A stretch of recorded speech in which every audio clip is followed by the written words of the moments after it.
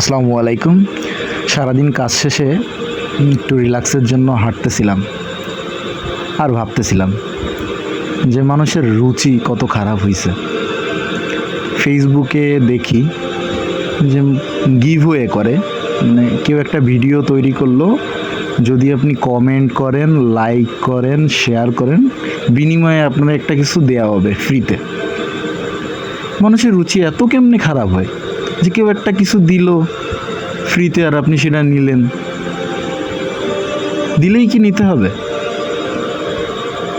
আর আপনার যদি দরকার, হ্যাঁ, প্রোডাক্টের দরকার হইতে পারে, দামি কিছু দরকার হইতে পারে, নিজের কাছে টাকা না থাকতে পারে, আপনার মানুষের কাছে চাওয়ার কোনো দরকার নাই। আপনি আল্লাহর কাছে চান, আল্লাহ আপনাদের যা চাবেন সব কিছু দিয়ে দেবে। এই জন্য মানুষের কাছে চাওয়ার দরকার নাই।